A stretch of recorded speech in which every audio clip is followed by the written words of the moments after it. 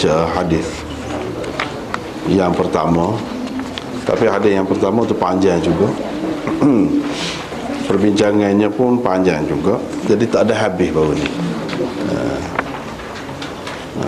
Kerana itu moleklah kalau kita tengok semula sambungan iaitu pada muka surat 329 tu kan, nota 364, nota 364, iaitu selepas Nabi SAW cerita, dia kata aku kembali lagi kepada Musa, tetapi Musa tetap berkata, kembalilah lagi merayu kepada Tuhanmu. Aku berkata, kata Nabi SAW, aku berasa malu, yakni untuk merayu lagi kepada Tuhanku. Situlah nota 364. Apa Nabi SAW berasa malu tu. Sebelum pada tu tak berasa malu. Apabila tinggal 5 saja lagi semaya tu kan, setelah 50 asalnya, kurang 5 tinggal 5, situ baru dia kata dia berasa malu. Tapi daripada jawapan Nabi SAW dan permintaan Musa tu suruh pergi suruh pergi minta lagi, merayu lagi, biar kurang lagi, menunjukkan bahawa bukan tak boleh kurang tu, bukan tak boleh kurang. Berhenti sekat tu je. Nabi SAW tak faham gitu. Walaupun sebelum pada ni kan dia sudah kata, bila sebelum pada ni muka surat 328, Musa kata, kembalilah kepada Tuhanmu kerana umatmu tidak mampu. Aku pun kembali lagi merayu kepada Tuhanku. Akhir sekali Tuhan berfirman, itulah 5 sembahyang, dan ia sebenarnya menyamai 50 sembahyang. Itu 5 sembahyang menyamai 50 sembahyang. Dia sudah sebut dah situ. Yang ni Tuhan berfirman, itulah 5 sembahyang. Kira-kiranya Nabi SAW rayak pada Nabi Musa, bila Nabi Musa suruh pergi pula lagu ni lah. Dia kata Tuhan sudah kata gini dah. Tapi Musa tidak faham bahawa ini adalah keputusan muktamad dah. Dia tak faham gitu. Tak boleh dah kurang daripada ni. Nabi SAW pun tak jawab. Bila Musa kata pergilah pula, dia tak kata tak boleh pergi dah. Sani kan, aku rayak dah kan sani, Tuhan sudah kata begini-gini. Dia tak ada kata begitu, tidak boleh diubah dah ke apa, tak ada. Cuma dia kata saya berasa malu. Kira-kiranya boleh ada ruang lagi tu. Ada ruang lagi tu. Dan apa hikmat ruang lagi tu? Ada. Cuma dia tidak pergi kerana berasa malu. Bukan dia faham daripada situ memang tak boleh dah, tak ada ruang dah. Kalau lagu tu nampaklah Nabi SAW tak faham, Nabi Musa pun tak faham. Kalau kita kata tak ada ruang dah, suruh pergi semacam minta lagi. Dengan sebab itulah Nabi SAW jawab, dia berasa malu. Bukan kerana tak boleh dah, macam mana nak pergi, dan bukan Tuhan kata dah tak boleh, tak berubah dah, tak dah lagu tu. Dia tak jawab gitu. Apa dia berasa malu? Apa dia berasa malu? Ni kita dapat lihat pada nota 364 tu. Kenapa tidak sebelum tu berasa malu? Ketika tinggal 10 lagi ke 15 lagi ke ataupun atas lagi pada tu, kenapa tidak berasa malu? Jadi jawapannya kita tidak nak baca semua, boleh baca sendiri. Dalam nota 364 tu sekurang-kurangnya beberapa baris daripada permulaan nota tu, 4-5 baris, itu situ hana. Sekurang-kurangnya ada 4 sebab kenapa beliau berasa malu apabila sampai ke peringkat ini, iaitu ada 4 sebab sekurang-kurang. Mungkin ada lagi yang lain lagi, tapi sekurang-kurangnya 4. Yang pertama, Rasulullah sallallahu alaihi wasallam memang telah mengetahui bahawa para nabi sebelum baginda ada yang menerima daripada Allah 2 sembahyang, ada 3, ada 4, malah ada yang telah menerima 5 sembahyang untuk dikerjakan dalam sehari semalam. Dia sudah tahu dah. Sekurang-kurang yang diterima mereka ialah 2 sembahyang. Orang dulu, umat dulu. Rayuan agar dikurangkan lagi daripada 5 tidak bersesuaian dengan kedudukan beliau sallallahu alaihi wasallam sebagai penghulu sekalian nabi, Sayyidul Mursalin. Orang panggil Sayyidul Mursalin, nabi kita. Ia juga tidak cocok dengan umat beliau yang disebut sebagai sebaik-baik umat. Kuntum khaira ummatin ukhrijat linnas dan sebagainya, banyak lagi lah ayat-ayat seumpama itu. Kehormatan beliau dan umatnya dirasakan tercabar apabila sembahyang yang merupakan sebaik-baik amalan dikerjakan mereka kurang daripada orang-orang lain. Inilah yang menyebabkan Rasulullah sallallahu alaihi wasallam berasa malu kepada Allah. Itu kalau orang lain ada 5, ada 4, 3, 2 ada. Kalau dia minta kurang lagi, jadi mana kelebihan umat ni? Di mana kelebihan dia tu sendiri? Dia kata penghulu sekalian Nabi, sekalian Rasul. Umat ni pula sebaik-baik umat. Tiba-tiba sembahyang ni yang Allah Subhanahu Wa Taala bagi hadiah kepada dia pada malam tu berbeza daripada hukum-hukum lain. Tiba-tiba sembahyang ni kurang daripada orang lain, tak pernah sabar. Itu dia berasa malu. Itu salah satu sebab dia berasa malu. Yang kedua, Allah mengurangkan 5 sembahyang. Setiap kali Rasulullah sallallahu alaihi wasallam kembali merayu kepadanya, akhir sekali yang tinggal hanya 5 sembahyang sahaja. Jikalau Nabi sallallahu alaihi wasallam terus merayu, mungkin juga Allah menghapuskan langsung kewajipan sembahyang daripada mereka. Kalau itu berlaku, berarti tiada lagi kebaikan di dalam agama yang dibawa oleh baginda sallallahu alaihi wasallam. Ini kerana baginda sallallahu alaihi wasallam sendiri telah bersabda, la khaira fi dinin la laysa fihi ruku'. Bermaksud tiada langsung kebaikan pada agama yang tidak ada sembahyang. Dia sendiri duk kata sokmo gitu. Dia sendiri duk kata sokmo, duk ajar orang. Tiba-tiba dah 5 kan, sebelum pada ni 5 kurang, tinggal 5 boleh jadi 5 terus. Jadi tak ada langsung. Bila tak ada langsung, tak ada kebaikan pada agama ni. Ciri agama yang baik, tak cara lah sesat gapo pun tak cara. Dia mesti ada sembahyang. Kalau tak ada sembahyang, tak ada kebaikan langsung, bukan agama tu lagu. Dia sudah nampak dah. Ni tinggal 5. Sebelum pada ni 5. Boleh jadi kalau minta 5. Jadi kalau lagu tu habis, tak ada lah. Seseolahnya macam cari peluang, ambil kesempatan daripada situ untuk melepaskan diri daripada tanggungjawab. Dari satu segi, untuk melepaskan diri, tak mahu, tidak sudi menerima hadiah Allah Subhanahu Wa Taala, tak pernah sama. Itu dia berasa malu. Itu yang kedua. Yang ketiga, hadis hasan itu ada yang kita sebut itulah, pengarang-pengarangnya itulah.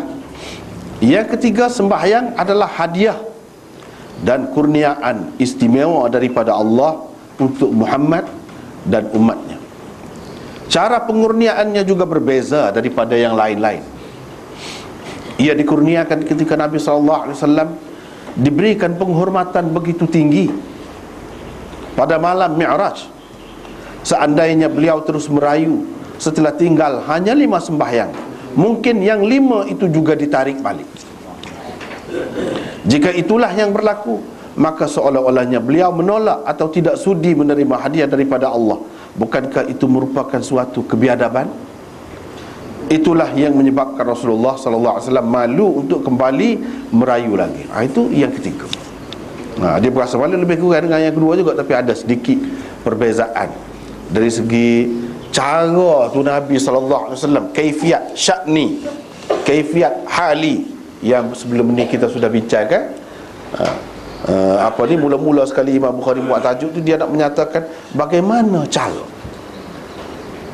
Nabi, cara Allah bagi suasana tu, bagaimana. Memang istimewa lah. Sampai ke satu tempat Jibril pun tak boleh naik. Padahal Jibril yang bawa dia daripada bumi ni, sampai ke tempat tu tak boleh naik dah. Dia sendiri naik. Tiba-tiba ni kalau kita kata dia merayu lagi, macam tidak sudilah. Sedangkan hadiah tu istimewa. Malam tu istimewa. 3 hadiah yang diberi pada malam tu. Yang pertama sembahyang 5 waktu. Yang kedua ialah akhir surah Baqarah, amanar rasul bima unzila ilaihi min rabbih wal mu'minun, dan seterusnya 2 ayat. Itu malam Mi'raj tu. 2 ayat di akhir surah Baqarah. Sebab tu istimewa ayat tu. Dan Nabi SAW pun ajar dekat nak tidur baca tu banyak dah. Ada tempat-tempat lain pun memang istimewa.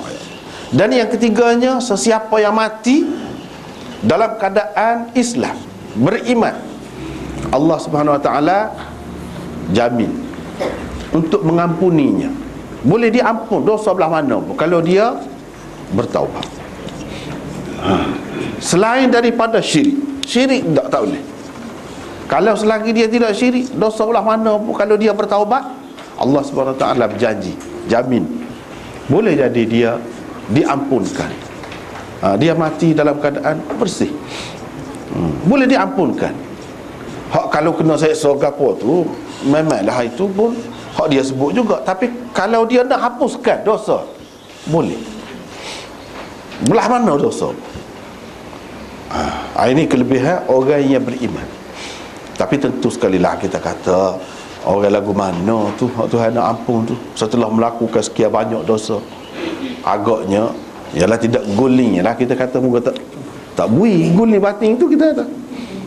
Tapi menangis tak kira lah tengah malam, berubah sungguh lah kira-kiranya orang tu.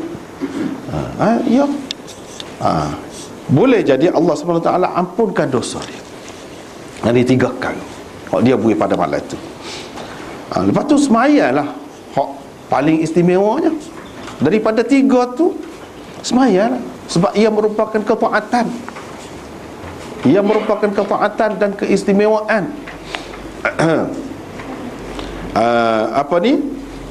Yang Allah SWT bagi tu dalam hak banyak-banyak. Itu yang ketiga.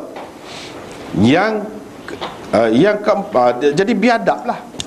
Sedangkan Nabi SAW itu Allah SWT pun sebut, wa innaka la'ala khuluqin azim. Akhlaknya paling mulia, paling istimewa. Dia pun diutuskan liutammima makarimal akhlak. Yang diutuskan dia untuk mengajarkan akhlak yang mulia. Tiba-tiba akhlak nombor 1 sekali orang Islam, dia kena akhlak dengan Allah, adab dengan Allah, itu nombor 1 sekali. Yang kedua, adab dengan Rasul. Lepas tu baru orang lain ni ada belaka adabnya. Tapi nombor 1 sekali Allah. Tiba-tiba Nabi ni yang paling istimewa akhlaknya, dengan Allah pun tidak ada akhlak, tak pernah sabar tu. Benda tak pernah sabar. Sebab itu dia berasa malu. Yang keempat, setelah tinggal hanya 5 sembahyang, dan Allah pula berfirman, keputusan ini tidak akan diubah lagi di sisiku, atau keputusan ini tidak diubah di sisiku. Baru ni kita ada dalam matan tu terjemah gitu. Dalam ni terjemah tak serupa, sebab kita mengambil kira ada orang yang pendapat begini, yang berpendapat begini. Nabi SAW terus menangkap maksudnya, bahawa 5 sembahyang itulah yang diredai Allah dan direstuinya untuk umat ini. Bapa selepas hak lain dia tak kata begitu. La yubaddalul qawlu ladayya. Ni 5 sama dengan 50, hak ni tidak berubah. Bapa kata begitu. Nabi faham, dia tangkap bahawa hak ni sebenarnya hak Tuhan kenal, hak Tuhan nak untuk umat ini. Jika Allah telah merestui dan meredainya untuk kita, kenapa pula kita masih tidak berpuas hati dan tidak meredainya? Itulah yang Nabi SAW berasa. Itulah yang menyebabkan dia berasa malu. Ini sekurang-kurangnya empat perkara ni, empat keadaan ni yang menyebabkan Nabi SAW berasa malu. Lepas pada tu dia naik kan, kemudian dibawanya aku pergi hingga ke Sidratul Muntaha. Yang ni Sidratul Muntaha itu ketika itu dikelubungi warna-warna yang tidak aku ketahui apakah hakikatnya. Selepas itu aku dimasukkan ke dalam syurga. Lepas pada Sidratul Muntaha atas lagi, dimasukkan ke dalam syurga. Di dalamnya aku dapati kalung-kalung mutiara, dan tanahnya pula adalah kasturi. Tanahnya pula adalah kasturi. Di sini naik lagi sampai ke Sidratul Muntaha. Sidrah asal maknanya ialah pokok bidara. Pokok bidara orang ambil apa ni, daun dia tu kan, waktu mandi orang mati tu, pokok bidara tu lah. Pokok bidara.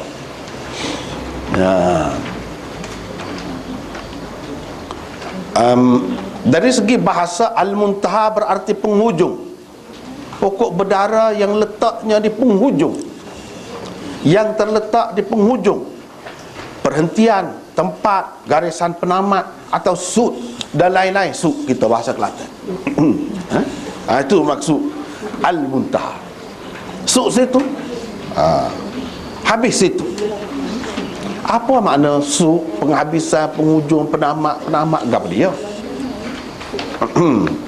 Apa yang dimaksudkan di sini ialah pokok bidara yang merupakan penanda garisan penamat alam bawah daripada alam atas. Itu maksud.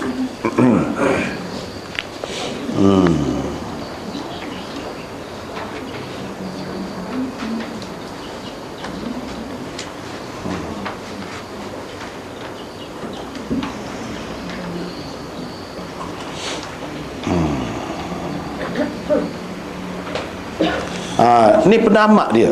Kalau kata dalam istilah agama, alam bawah dia panggil alam sufli, alam atas alam ulwi. Fanzur ila nafsika thumma intaqili, itu dalam Jawharatut Tauhid. Fanzur ila nafsika thumma intaqili lil alamil ulwi thumma sufali. Itu satu nazam syair ya, dia kumpulkan akidah saja. Akidah. Gapo dia dalam akidah ni? Perhatikan dirimu sendiri terlebih dahulu. Perhati kita ni siapa? Ada, mati, hidup. Perhati. Dia suruh kaji diri. Dengan kita kaji, kita boleh kenal Tuhan. Semantaqili. Lepas tu berpindahlah. Tak padan dengan hak tu, atau patut pergi lagi kaji, pergilah kaji alam yang tinggi. Kaji alam yang tinggi. Lepas tu kaji pula alam bawah. Ni sebab tu orang-orang Islam dulu semangat dia tinggi, ilmu dia luas, dia mengaji sungguh, mengaji ilmu bintang, ilmu tentang langit, cakrawala ke apa tu kan. Orang Islam lah yang jadi pelopornya, jadi penganjurnya sampai gitu. Hak bawah ni pun kaji juga. Kaji dapat hasil lah. Kalau orang kafir ni dia dapat hasil hak duniawi sajalah. Orang Islam tidak. Hasil duniawi di samping tu kenal Tuhan. Kaji diri. Tu dah orang panggil kaji jiwa ke apa tu. Itu dalam akidah dia suruh guna. Dalam tu pun dia sebut alam tinggi, alam rendah. Hak ni alam rendah ni dia suk situ. Suk di Sidratul Muntaha. Itu pokok tu sebagai penanda, sebagai lambang suk atau penghabisan zon alam bawah. Hak datang pada tu orang panggil zon alam atas. Luah lagi lah. Surga kan dia kata lepas pada tu atas. Kata lagi luah lagi daripada alam bawah. Langit pertama, langit kedua, langit ketiga, apa semua tu alam bawah. Bukan alam atas lagi, kita duduk kata langit atas. Tak. Alam bawah lagi tu. Baik, kita tengok apa yang ditulis di sini. Dari apa yang dimaksudkan di sini ialah pokok bidara yang merupakan penanda garisan penamat alam bawah daripada alam atas. Di dalam Sahih Muslim terdapat penjelasan Ibnu Mas'ud tentang pokok ini. Kata beliau, ia berada di langit ke-6. Apa-apa yang naik dari alam bawah terhenti di situ. Lalu dari situ ia diambil untuk seterusnya dibawa naik ke atas oleh kumpulan lain lah pula. Apa-apa yang turun dari alam atas pula terhenti di situ. Berhenti sekali. Lalu dari situ dibawa turun ke bawah. Gitulah urusan Allah di alam semesta. Hak mana gapo-gapo perintah, gapo-gapo urusan sekat tu hak atas, sekat tu. Untuk ke bawah lagi, hak bahagian bawah ni ambil, teruskan ke bawah. Qadhi Iyad berkata, keberadaannya di langit ketujuh, yakni Sidratul Muntaha tu di langit ketujuh, adalah lebih sahih, dan ia merupakan pendapat kebanyakan ulama. Sidratul Muntaha, kata dia, mengikut riwayat yang lebih sahih, duduk atas pada langit yang ketujuh, bukan langit ke-6. Sedangkan di dalam riwayat Ibnu Mas'ud ini, dalam riwayat Muslim disebut langit yang ke-6, Sidratul Muntaha. Nampak bercanggah kan? Baru ni kita sudah sebut dah. Sebab itulah ada setengah ulama tu dia kata Mi'raj ni beberapa kali. Sekali tu tengok langit yang ke-6, sekali tu tengok pada langit yang ke-7, dan banyak lagi ke perbezaan lain itu. Dia kata sebab banyak kali. Tetapi mengikut Imam Bukhari, seperti telah dijelaskan sebelum pada ni, Isra' Mi'raj itu hanya sekali sahaja. Ini perbezaan dari segi keterangan periwayat itu ataupun perincian dia. Hak ni setara ni ringkas, hak ni lebih terperinci. Hak ni dia menggambarkan satu keadaan, hak ni menggambarkan keadaan yang lain pula. Itu jadi beza. Semuanya daripada Nabi SAW belaka. Cuma perawi tu, hak ni rakyat sekat ni, hak ni rakyat lebih lagi. Ia juga lebih sesuai dengan namanya. Sebab kalau sekat ni tidak suk lagi, hak suk tu pada langit yang ketujuh. Dengan sebab itu ia lebih sesuainya Sidratul Muntaha tu duduk di atas langit yang ketujuh, bukan di atas langit yang ke-6. Itu alasan Qadhi Iyad. Lebih sesuai dengan namanya. Tapi Imam Nawawi pula cuba menjamakkan kedua-dua riwayat dengan mengatakan pokok itu keseluruhannya berada di langit ketujuh, tetapi umbi dan akarnya berada di langit ke-6. Hak tu beza riwayat tu. Hak ni kata langit ke-6, hak ni kata langit ke-7. Tidak salah, kedua-dua tu boleh terima. Kalau kata dalam masa yang sama pun boleh. Langit yang ke-6 tu akar dia, umbi dia. Langit yang ke-7 tu keseluruhan pokok. Hak atas tu langit yang ke-7. Langit yang ke-7. Itu kata Imam Nawawi. Dia cuba kompromikan dua riwayat yang nampak bertentangan itu. Sidratul Muntaha terletak di sebelah kanan Arash Tuhan Ar-Rahman. Bukan makna Tuhan duduk atas Arash tu, tak. Arash ini sepedunia ni lah. Alam bawah, alam atas, bumi, matahari, gapo ni duduk di alam bawah. Arash itu satu sistem alam yang lebih besar, yang merangkumi semua. Dia satu sistem alam, bukan satu kedudukan. Kursi itu bukan kursi ni, wasi'a kursiyyuhus samawati wal ardu. Itu satu sistem alam. Semua langit-langit dan bumi ni, 7 petala langit ni duduk dalam tu. Tidak terlepas daripada sistem tu. Atas sekali Arash. Kedudukan saat ni Sidratul Muntaha saat ni duduk di sebelah kanan Arash. Dia cerita gitu. Kanan gapo ni benda ni payah ni. Sebab kalau kita duduk alik ni kanan. Alik tu agak duduk ngadak kau tu kanan. No. Bawah ni pun beza dah. No. Ada atas tu tak tahu, tapi dia royak kanan. Alam yang lebih besar lagi lah, yang merangkumi alam bawah dan alam atas. Merangkumi alam bawah dan alam atas. Di dalam hadis-hadis disebutkan syurga tu, kalau dunia ni kan, ni lah langit kita ni, atas kita tu lah. Syurga, langit dia nya arash. Arash langit dia. Arash itu satu sistem alam. Seperti mana kita kata sistem di bawah sistem matahari, satu sistem. Hak ni semua dia ada kait mengait dengan sistem hak lebih atas yang merangkumi dia, tidak terlepas daripada hak itu.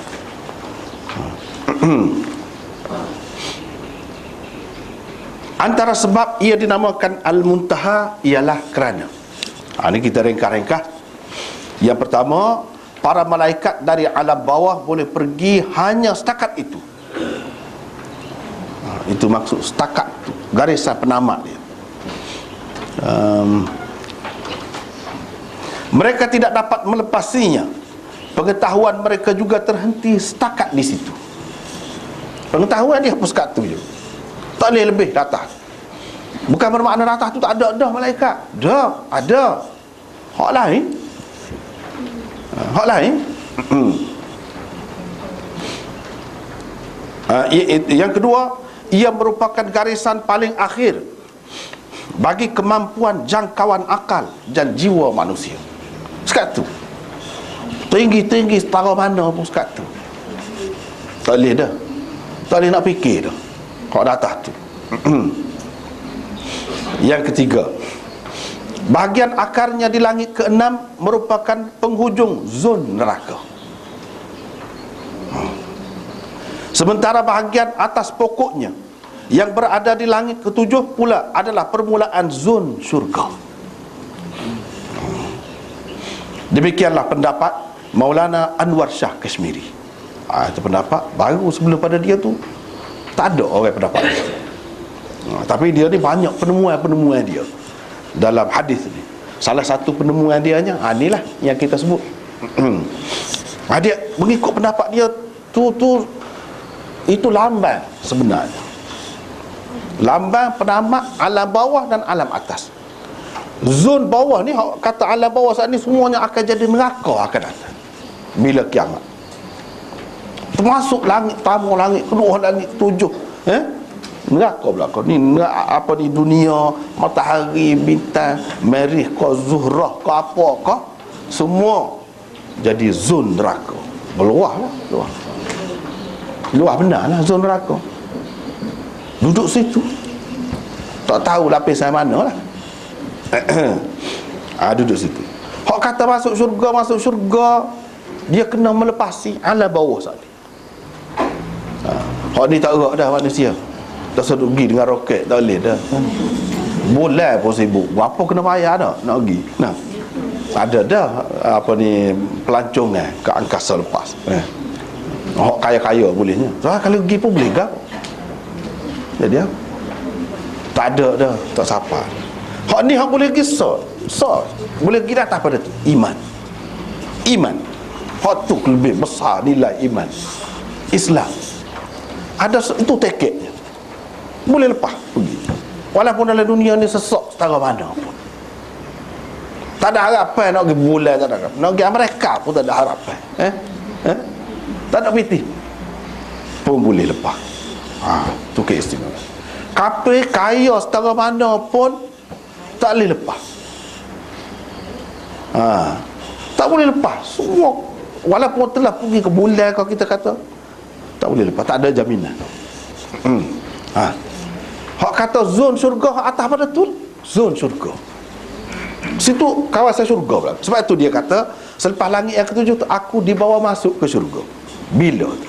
Selepas langit yang ketujuh, atas langit yang ketujuh lagi, bawah tidak.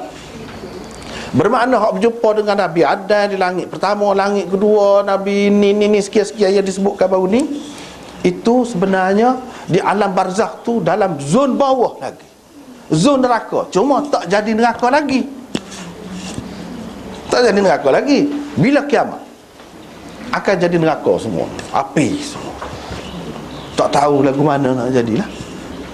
Tuhan nak beri teratuk belaga lagu mana planet ni. Itulah hak saintis duk fikirnya. Duk bimbang. Tak ada siapa dia boleh sekat belah mana akan jadi. Tapi hakikatnya akan jadi zon neraka ni, kat zon api.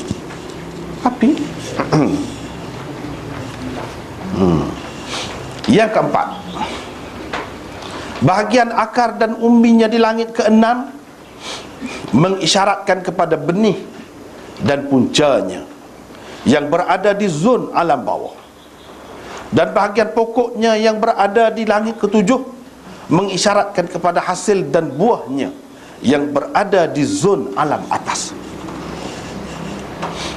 Sidratul Muntaha yang dilihat oleh Rasulullah SAW itu adalah simbolik kepada amalan manusia di dunia dan hasil atau pahala yang akan diperolehi mereka di akhirat nanti.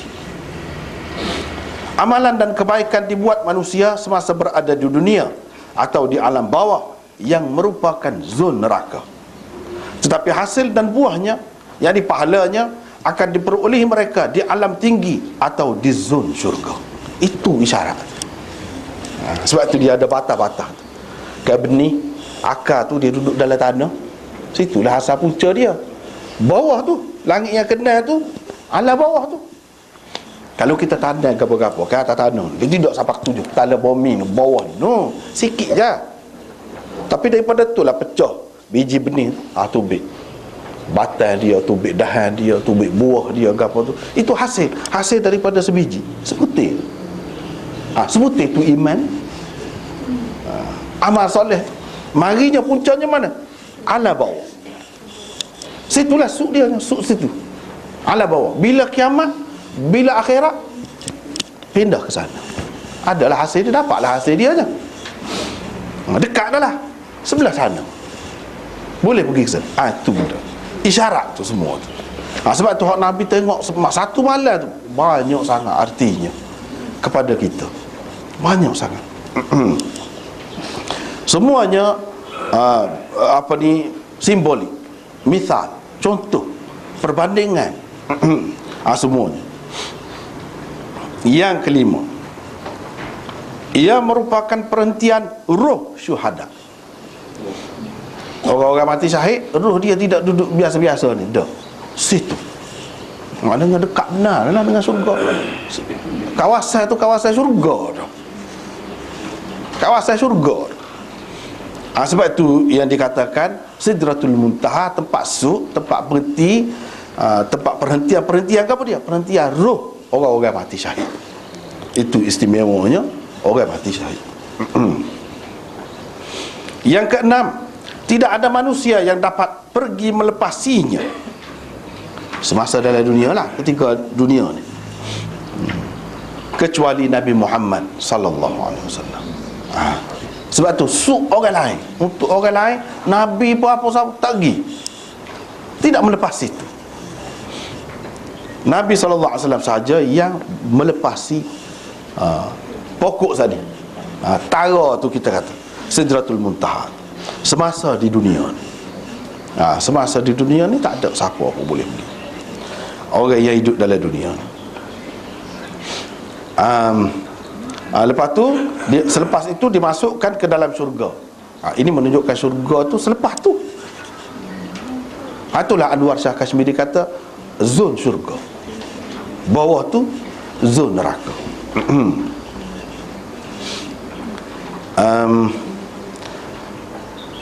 Pokok Sidratul Muntaha nota 366 tu, pokok Sidratul Muntaha yang berada di langit ketujuh pula adalah penanda kepada permulaan zon syurga. Di sini, di sisinya lah terletak syurga Jannatul Ma'wa. Dalam Quran disebut indaha Jannatul Ma'wa. Bagi beliau, alam bawah ialah segala-gala yang bermula daripada bahagian bawah langit ketujuh. Bahagian ini pada hari kiamat nanti akan bertukar menjadi zon neraka. Di dalam Al-Quran Allah berfirman, ini cerita setengah orang kan, dia kata Isra' ni ada dalam Quran, Mi'raj tak ada. Tak tepat. Cuma yang terang sebut mi'raj tu, perkataan mi'raj tu dalam Quran, ya memang tak ada. Tetapi hakikat dianya ada. Dalam ayat ni lah yang kita bagi. Tidak Isra' sahaja. Tidak Isra' sahaja. Tetapi tak mungkin kita nak kata kod lain, tak mungkin. Melainkan pada ketika Mi'raj tu lah. Sebab Nabi SAW naik sekali ya. Cuba kita perhati ayat tu, ma kadzabal fuadu ma ra'a afatumarunahu ala ma yara wa laqad ra'ahu nazlatan ukhra 'inda sidratil muntaha 'indaha jannatul ma'wa idh yaghsha sidrata ma yaghsha ma zaghal basar wa ma tagha laqad ra'a min ayati rabbihil kubra. Itu ayatnya. Hatinya, ini Muhammad tidak mendustakan apa yang telah dilihatnya. Maka apakah kaum musyrik Mekah hendak membantahnya tentang apa yang telah dilihatnya? Dan sesungguhnya Muhammad telah melihatnya, Jibril dalam rupanya yang asal, maksudnya pada waktu yang lain di sisi Sidratil Muntaha, yang mana di sisinya terletak syurga Jannatul Ma'wa. Muhammad melihat Jibril ketika Sidratil Muntaha diliputi oleh sesuatu yang meliputinya. Itulah dia kata tadi, dikelubungi warna-warna yang aku tidak ketahui hakikatnya, dalam hadis tadi, sehingga ia kelihatan sangat indah oleh Nabi SAW. Digambarkan dalam cahaya-cahaya tadi. Penglihatannya tidak berkisar daripada menyaksikan dengan tepat akan pemandangan yang indah di situ, yang diizinkan dia melihatnya setakat mana hak Tuhan builah, dan tidak pula melampaui batas. Sesungguhnya dia telah melihat sebahagian tanda-tanda Tuhannya yang paling besar. Ini surah An-Najm daripada ayat 11 hingga 18. Berdasarkan hak ni, memang kita tak boleh kata cerita di dalam dunia dah. Sebab Sidratul Muntaha mana? Sudah maklum dah. Sebab kita tengok dalam hadis mana-mana antara, cuma ada beza langit ke-6, langit yang ke-7. Tadi Imam Nawawi sudah jamak dah, tak apalah. Tapi atas langit, kalau tak ada Mi'raj macam mana? Lepas tu dekat Sidratul Muntaha itulah syurga Jannatul Ma'wa-nya. Dekat tu takkanlah syurga Jannatul Ma'wa tu duduk dalam dunia. Sidratul Muntaha tu kita nak pakai dengan makna dalam dunia. Kalau atas langit yang pertama pun tidak tu. Sebab Sidratul Muntaha duduk atas langit yang ketujuh. Atas langit yang ketujuh. Dan di situ Jannatul Ma'wa. Atas pada tu baru dia sebut syurga. Sebelum pada tu tak. Ini menunjukkan Nabi SAW tengok Jibril di situ pada malam tu, setelah dia Mi'raj lah. Kalau kita tak terima Mi'raj, macam mana? Macam mana dia nampak ni dekat Sidratul Muntaha, dekatnya dalam syurga gini, Jannatul Ma'wa? Tak dapat tidak kita kena terima ada Mi'raj berdasarkan Quran juga. Walaupun perkataan Mi'raj itu tidak ada, tapi hakikatnya naik ke alam tinggi itu ada, telah berlaku. Walaupun tidak setara Subhanalladzi asra bi'abdihi. Asra, perkataan asra, yusri, isra. Isra tu ada lah, tapi Mi'raj ni tak ada. Walaupun tak ada, hakikat dia. Cuba kita perhati hak ni. Di dalam riwayat Bukhari ada sebut, tapi riwayat itu dianggap oleh ulama-ulama hadis sebagai tidak sahih walaupun dalam Bukhari, kerana waham Syarik, salah seorang perawi dia, Syarik Al-Qadhi, dia keliru. Dia kata hak Nabi tengok ni pada malam Mi'raj ni, walaqad ra'ahu tu, dia tengok pada kali yang lain tu, tengok Allah. Thumma dana fatadalla, kemudian Tuhan menghampiri dan berjuntai. Tuhan tu berjuntai tu, tak betul. Dalam riwayat Bukhari, di akhir kitab Bukhari, Kitab Tauhid, akhir, semua ulama bantah riwayat itu, tak betul. Yang betulnya hak ni pergi dekat lebih dekat lagi daripada busur panah tu? Jibril maksud. Sebab tu kita dalam terjemahan ni kan, Muhammad telah melihatnya, yakni Jibril dalam rupanya yang asal. Sebab selagi dia tengok mula-mula tu, lepas pada dia terima wahyu yang pertama tu, kali yang kedua tu dia duduk tunggu-tunggu. Tengok, itu kali yang pertama dalam dunia. Kali yang kedua, rupa asal dianya dekat Sidratil Muntaha. Jibril berupa dalam rupa dia hak asal. Ketika dia mari dalam dunia, dia boleh berupa, dia telah berupa dalam hadis-hadis tersebut lebih kecil lagi daripada burung ciok. Kecil. Dia boleh buat kecil. Hakikat dia tu sangat besar. Bila dia nyata tu, todong segala-gala, lindung segala-gala. Itu Jibril. Barulah nampak Tuhan hak sebenar. Bukan di sini ada kena mengena dengan melihat Allah, tidak ada. Dengan sebab itu dalam Bukhari, dalam Muslim, dalam gapo-gapo, Aisyah mengatakan, kalau ada siapa-siapa kata Nabi telah melihat Tuhan, bohong, kata dia. Jangan percaya. Tak ada. Cuma dalam hadis ada sebut, adakah orang tanya, engkau melihat Tuhan pada malam Mi'raj itu? Dia kata, nur inni ara, cahaya hak aku nampak. Bukan Tuhan. Cahaya. Setakat tu je hak nampak. Bukan cahaya Tuhan pun. Tak. Bukan Tuhan tu bercahaya jadi cahaya dia saja nampak. Bukan. Cahaya yang lain lah. Seperti dalam hadis ini dikelubungi oleh warna-warna yang tidak aku ketahui hakikat. Hak tu pun dia tidak boleh nak faham. Gapo dia? Gapo dia? Tidak melihat Tuhan, tidak ada. Yang melihat di sini, walaqad ra'ahu nazlatan ukhra, kali yang kedua ni ialah melihat Jibril. Bukan melihat Allah.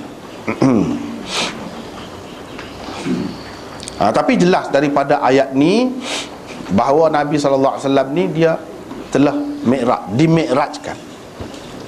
Telah naik ke atas. Itu jelas. Dia di kalangan orang Islam ni macam-macam adanya. Bukan setakat hak menafikan Mi'raj, hak menafikan Isra pun ada. Punca dianya, dia tidak terima mukjizat tu. Dia panggil puak-puak aqlaniyin, terlalu guna akal. Tabi'iyin, puak-puak naturalis. Dia tak saya terima mukjizat ni. Dia tak boleh terima mukjizat. Segala-gala mukjizat Nabi kita, ke mukjizat lain-lain, Nabi-Nabi lain, semua ditakwil belaka. Semua ditakwil. Inilah fahaman Mu'tazilah sebenarnya. Kalau zaman dulu Mu'tazilah lah. Zaman kemudian ramah juga berpendapat, tetapi tidaklah seperti ramah ni, jumhur orang Islam ni tidak. Kalau di India ada, kalau di Mesir pun ada. Di Mesir ramahlah juga, macam Taha Hussein ke apa semua tu tak saya terima. Kalau di India Sir Syed Ahmad Khan, sahur tu orang sahur, dia pun tak terima juga mukjizat. Tak terima. Itulah puncanya. Pasal dia tak nampak ni. Padahal seperti baru ni kita sudah bincang dah, benda ni tak ada pelik pun, terutama kepada orang zaman sekarang. Tak ada pelik. Dia cuba takwil. Dia kata misalnya kan, Nabi Musa tu dia belah laut. Bukan belah laut kata dia, tapi Nabi Musa tu Tuhan beri ilmu falak yang sangat tinggi kata dia, sehingga dia tahu tepat masa pasal surut ke apa tu kan. Dia bawa umat dia tu kan lari daripada tentera Fir'aun tu. Lari daripada tentera Fir'aun tu, kejar tu dia pergi tu, dia lari tu tepat pada masa dia. Jadi pukul tu sebenarnya isyarat saja. Masa tu memang masa surut. Surut tu surut sungguh lah. Bila dia lepas ke sebelah sana, sedang mau naik pasal, dia jangkut dah. Dia cara dia lari tu pun, dia buat ikut tu. Dia tulis tafsir juga.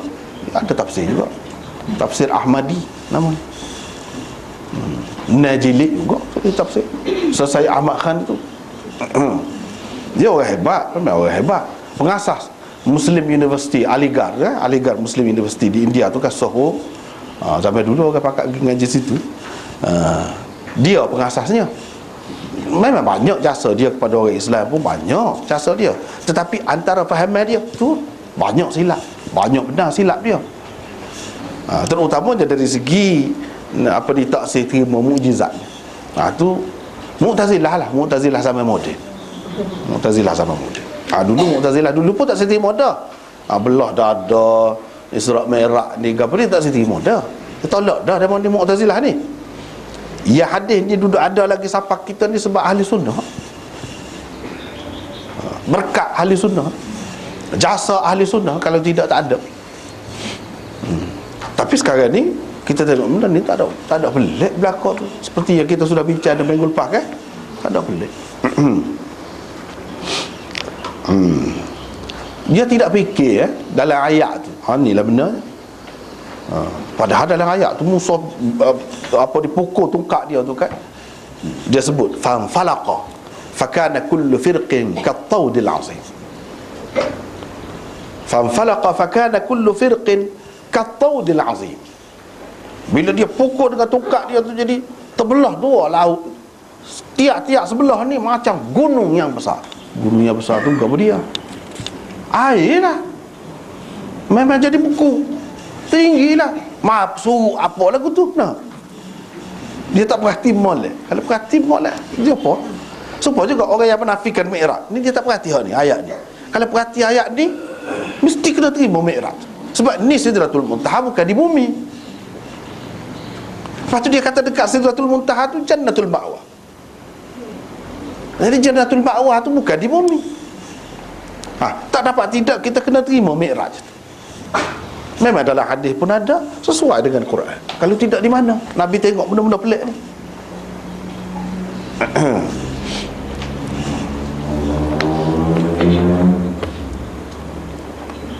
Itulah cerita apa ni, hadis Isra ataupun Mi'raj ini. Akhir sekali, di bawah hadis ni ada apa ni, nota tu 367. Di dalamnya aku dapati kalung-kalung mutiara. Aku dapati kalung-kalung mutiara. Comel lah, comel. Perhiasan dalam tu. Kalung-kalung mutiara, nota tu tengok 367 bawah, adalah terjemahan kepada habailul lu'lu'. Berdasarkan semua nuskhah perawi-perawi Sahih Bukhari di sini, semua Bukhari, kitab mana-mana, nuskhah mana-mana pun sini memang sebut habailul lu'lu'. Tetapi ramai juga tokoh-tokoh hadis seperti Khattabi, Kirmani, Ibnu Battal dan lain-lain berpendapat habail ini termasuk dalam perkataan musahhaf. Ini satu istilah hadis lah ni, iaitu lafaz yang berubah daripada bentuk asalnya disebabkan bertukar titiknya. Sebab tukar titik jadi lagu lain, hak sebenarnya muka lain. Itu hadis musahhaf. Hadis yang ada di dalamnya satu perkataan saja, sepatutnya lagu lain, kerana bertukar titik jadi lagu lain makna. Itu orang panggil hadis musahhaf. Kalau bertukar huruf, orang panggil hadis muharraf. Ini musahhaf. Mengikut mereka yang betulnya ialah janabidh. Di dalamnya ada janabidhul lu'lu', bukan habailul lu'lu'. Seperti yang dikemukakan oleh Bukhari di dalam kitab Ahadith Al-Anbiya. Imam Bukhari ada juga buat mari hadis ni lah, hadis Isra' Mi'raj ni di sana pula. Di sana kata dia memang janabith. Sepatutnya hak di sini ni, oleh kerana dia tengok banyak yang tidak serupa dengan hak lebih tepat, dia cuba takwil lah. Dia kata hak ni banyak tak tepat, kita kena sesuaikan dengan hak nu. Hak nu lebih kemah. Yang ni dia pakai kaedah apa ni, tarjih. Orang panggil kaedah tarjih. Hadis nampak bercanggah, hak mana kita perlu utamakan. Hak mana kita perlu pelebihkan? Jawab dianya, sebab hak nu lebih tepat. Misalnya di sana dia kata Sidratul Muntaha dia duduk langit yang ketujuh, bukan langit yang ke-6 seperti ni. Di sana sebut tiap-tiap langit tu Nabi ni, Nabi ni, Nabi ni. Jelas dia berjumpa dengan Nabi. Sedangkan dalam hadis ni dia sebut Adam dan Musa saja. Hak lain-lain tu tidak jelas sebut. Ini menunjukkan tak berapa kemah hak ni, riwayat ni. Sepatutnya kita kalau nampak bercanggah, kita kena sesuaikan dengan hak tu. Itu satu kaedah yang mereka pakai lah. Tetapi Muslim di dalam bab Isra dan lain-lain tokoh di dalam kitab mereka masing-masing gitu juga. Janabith adalah perkataan jamak bagi jumbad. Jumbad, ia adalah satu perkataan yang berasal daripada bahasa Farsi, iaitu gumbad. Gumbad berarti kubah, yakni kubah-kubah daripada mutiara. Kalau kita kata janabith, maksudnya kubah-kubah mutiara. Gumbad bila jadi Arab, dia tak ada ga tu, dia apa ni, tukar dengan jim. Kalau bahasa Arab Amiyah sekarang ni, Arab Mesir ke apa tu, punah habisnya. Jim tu jadi ga, qaf tu jadi hamzah, alif hamzah. Misalnya kita kata Jamal, Gamal, dia kata Gamal. Qawi, Qawi, Awi, dia kata Awi, habis punah. Jadi Awi pula dah Qawi tu. Dia pengaruh dengan bahasa ni lah. Macam gumbat, jumbat dalam bahasa Arab banyak. Dal asalnya dalam bahasa Farsi, dia tukar jadi zal dalam bahasa Arab. Misalnya baidak, bahasa Melayu, bahasa baidak, bahasa Melayu bidak. Orang main catur. Dia pergi ke dalam bahasa Arab, baidak, jadi zal. Asal dia dal. Banyak benar hak lagu ni, hak lagu ni. Dia kata daripada bahasa itulah asalnya. Jika itulah yang dipakai, maka artinya ialah kubah-kubah daripada mutiara. Mengikut Al-Muhaddis Maulana Rashid Ahmad Ganguhi di dalam Lami'ud Darari. Ini beza sikit hak kita buat ni, sebab kita ambil banyak juga hak tokoh-tokoh daripada benua kecil India. Selama ni orang tak tahu. Orang duk tahu Ibnu Battal, Hafiz Ibnu Hajar, ini hak Arab ni kan. Tapi dengan kita buat ni, orang boleh tahu. Rupanya ulama hadis ni luah, ramai, dan banyak orang hebat-hebat. Misalnya hak tadi teori Anwar Shah Kashmiri tadi, penemuan dia tu tak ada tu lain, tak usah cari. Ada pakar-pakar dia memang hebat. Antara yang hebatnya ialah Rashid Ahmad Ganguhi. Ni seorang tokoh dalam kitab dia Lami'ud Darari, syarah Bukhari. Lami'ud Darari ni asalnya dia hurah, dia mengajar, dia syarah lah. Anak murid dia cantik.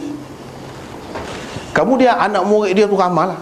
Antara anak murid dia yang hebatnya namanya Muhammad Yahya. Dia tukar ke dalam bahasa Arab. Asal dia syarah dalam bahasa Urdu dia lah, tukar ke bahasa Arab. Maulana Muhammad Yahya ni, dia ahli ilmu yang hebat lah. Tuhan beri kurniakan kepada dia pula seorang anak yang masyhur, Syekh Zakaria. Anak Muhammad Yahya tu lah. Syekh Zakaria tu hurai lagi, hak mana-mana patut hurai tu dia hurai lagi dalam hasyiah namanya Lami'ud Darari. Inilah kitab ni. Hak ni dalam bahasa Arab.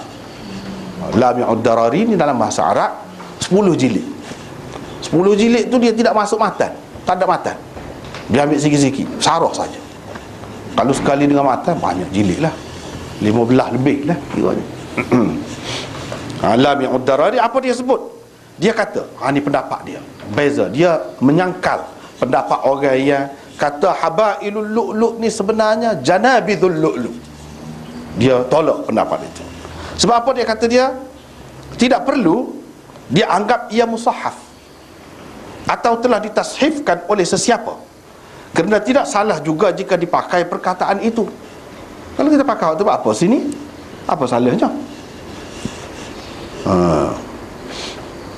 Bukankah Allah juga menyediakan kalung-kalung di dalam syurga untuk dipakai oleh penghuni-penghuninya?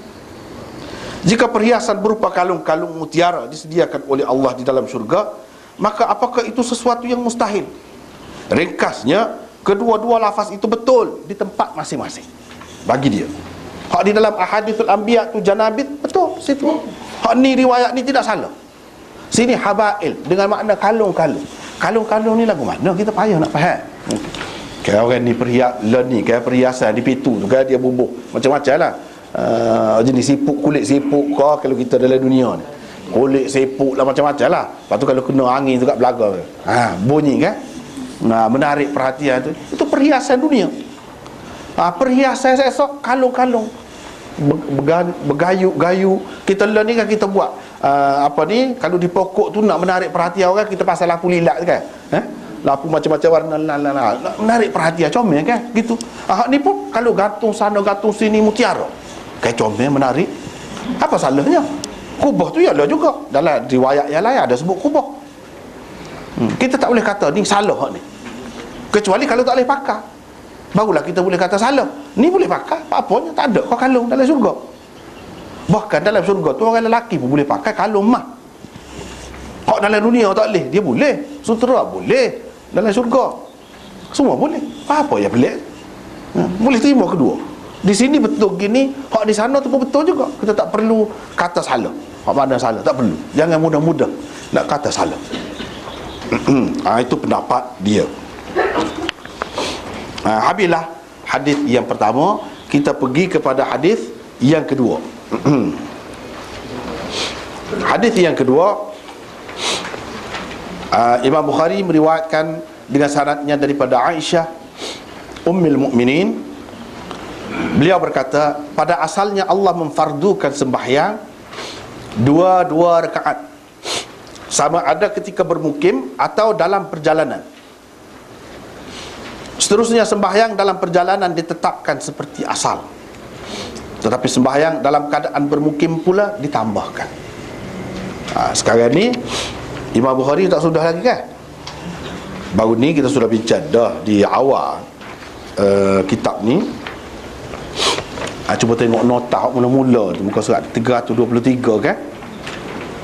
Imam Bukhari memulakan dengan kaifa. Kaifiat itu untuk menyatakan beberapa perkara. Satu, kaifiat zamani, kaifiat makani, kaifiat hali, kaifiat sya'ni, dan kaifiat adadi. Situ baru ni kita sudah bincang banyak dah situ. Hak ni hadis yang kedua ni nak bincang khusus tentang kaifiat adadi, bilangan sembahyang. Hak dalam hadis yang pertama, bilangan sembahyang yang mula-mula difardukan, lepas tu kurang bilangan dia tu sampai 5 yang difardukan 5 waktu. Hak ni kaifiat rakaat dia. Lagu mana? Adakah daripada asal lagi sembahyang hak kita duduk buat ni lagu ni? Kalau lagu nak tahu waktu permulaan dia kan. Imam Bukhari ni kalau mula-mula dia buat bab ni, kalau dalam tajuk mana-mana tajuk, dia mesti isyarat kepada permulaan. Bab mula-mula isyarat kepada permulaan. Ni permulaan rakaat sembahyang tu lagu mana? Mula-mula. Hak learn ni tak apalah 4 rakaat zuhur asar ke apa, tapi hak mula-mula gini kau. Tidak. Hak mula-mulanya dua rakaat berlaku. Dua rakaat berlaku. Subuh tu memang 2 rakaat dah kan. Hak tidak 2 lah, kecuali subuh dan maghrib.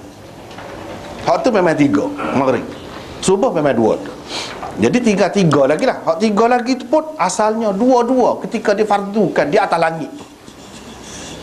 Hak tu ya kita boleh tahu dah kan. Kadang-kadang kita kalau tak tahu sejarah ni, betul lah benda ni tak perlu dah. Kalau kita tak buat hak ni sebenarnya dah tak tahu pun tak apa hak ni. Tapi kalau kita tahu, lagi sedap kan sejarah ni. Lagi sedap. Misalnya kita kata semaya dia dulu boleh jalan semaya ni, boleh jalan, boleh kecek apa khabar. Akak tangan. Salam belah-belah dah, salam. Masuk masjid. Memang boleh dalam hadis-hadis sebut. Lepas tu tak boleh dah bergerak banyak. Tapi kecek boleh lagi. Jawab salam ke apa boleh lagi. Peringkat yang kedua. Peringkat yang ketiga tak boleh berlaku. Dia supah hak ni. Dia melalui proses tu. Hak tu ada dalam hadis Abu Daud, Sunan Abi Daud, ada sebut. Hak ni nak cerita hak pada masa difardukan pada malam Mi'raj tu berapa rakaat? Jawabnya 2 rakaat. Itulah asal usul dia. Lepas pada tu mari apabila Nabi SAW turun ke bumi, dia sembahyang lagu tu lah beberapa ketika, setahun lebih, 2 tahun lebih lah. Bila pergi ke Madinah, ditambah. Ni yang dikatakan ditambahkan. Sembahyang dalam keadaan bermukim ditambah. Sembahyang musafir ditetapkan. Ditetapkan itu supaya asal lah. Supaya asal tu 2. Hak tu ya, jadi orang sembahyang qasar ke apa tu kedua tu, dia serupa dengan asal 2. Gitu cerita. Tapi orang bermukim tidak, ditambah 4. Zuhur jadi 4, asar jadi 4, isya jadi 4. Itu perkembangannya. Lepas tu hak 4 ni pula kepada musafir, balik asar. Balik asar. Begitu. Apa ni? Hak ni diterima oleh Nabi sallallahu alaihi wasallam mula-mula sekali 2 rakaat. Hak ni berkait dengan mana? Berkait dengan Isra Mi'raj tu lah. Hak sembahyang hak 2 rakaat tu, situlah.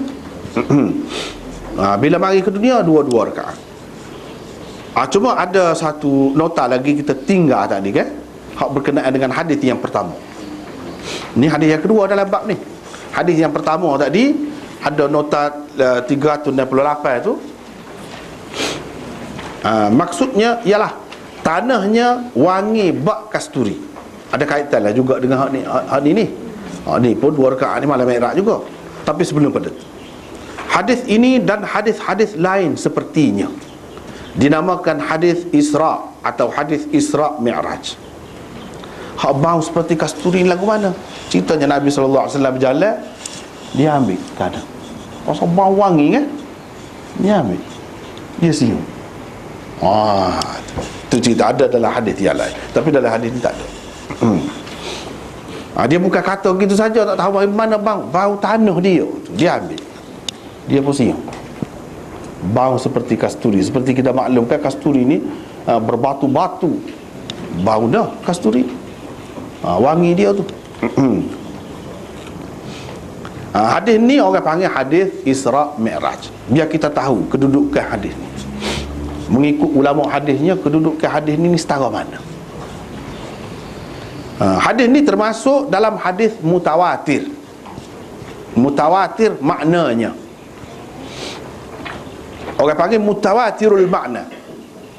Lepas tu Jalaluddin Suyuti, orang tu orang ni memang sebut hadis ni sebagai salah satu hadis mutawatir. Mutawatirul makna. Lepas tu ramai lah hak dia sebut saja tu, berapa ramai. Lepas tu kalau kita tengok lagi dalam kitab-kitab lain, ramai benar lah, sampai 40 lebih orang sahabat yang meriwayatkan hadis Isra Mi'raj ni. Bukan seorang dua. Maknanya umum, maklum cerita ni bukan seorang dua bisik-bisik gitu dak. Walaupun lafaz dia tidak sama, tapi hakikat ceritanya Nabi daripada Mekah tu berjalan pergi ke Baitul Maqdis, lepas tu naik ke langit, ada banyak sangat hadis. Di peringkat sahabat saja 40 orang lebih ni, kita senaraikan di sini.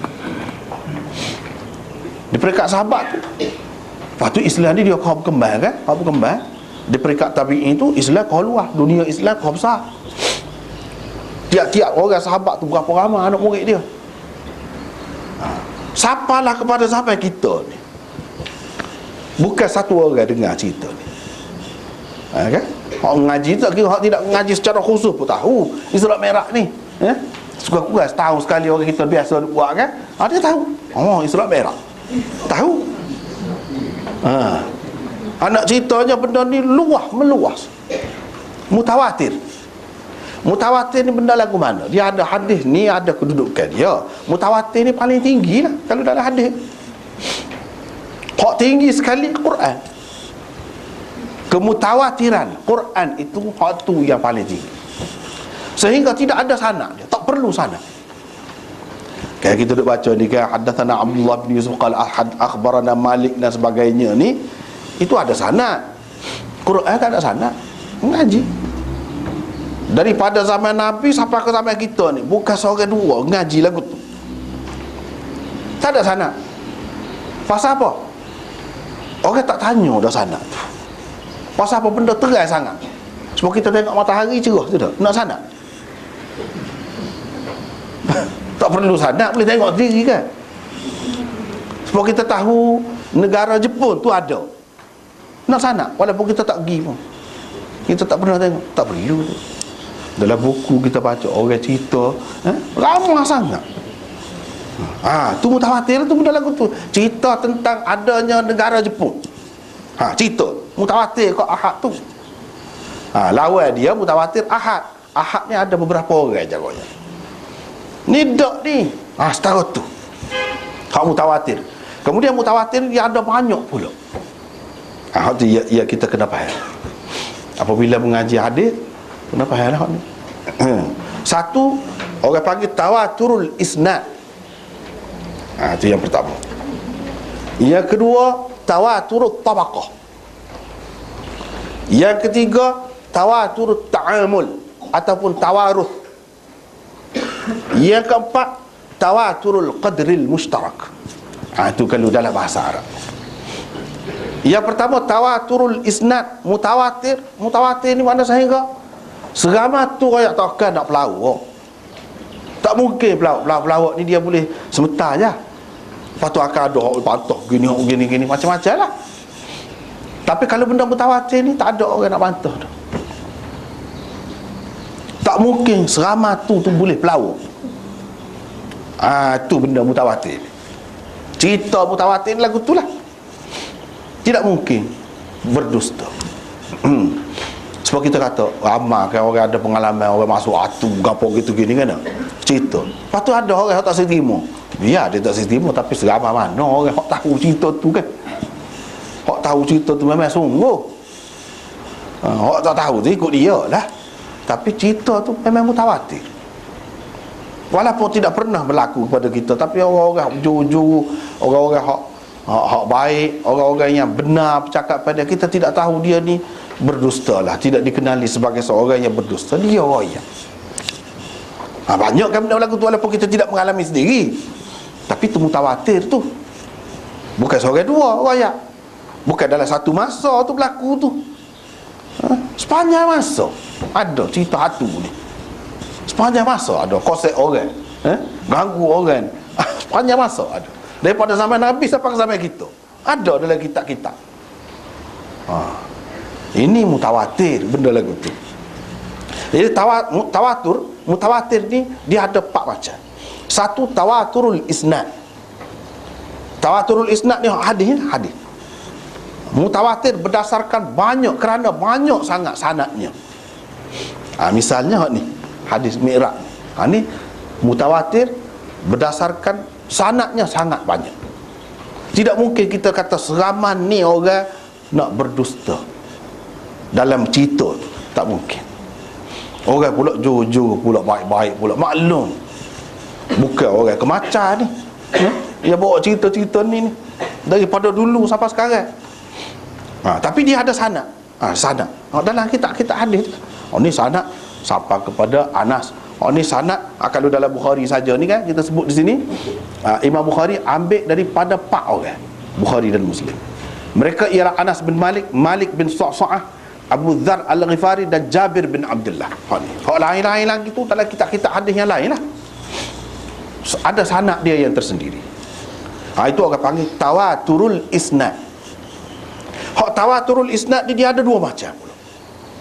Orang panggil yang pertamanya tawatur lafzi, satu lagi tawatur maknawi. Tawatur lafzi ni hadis yang betul-betul jamin memang Nabi kata lagu tu, lafaz dia tu. Tak banyak. sikit je. Sampai Ibnu Salah kata 1-2 je hadis hak lagu tu. Antaranya, man kadzaba alayya muta'ammidan falyatabawwa maq'adahu minan nar. Sesiapa yang berdusta atas namaku, berarti dia telah menyiapkan tempatnya di neraka. Hak tu mutawatir lafzi.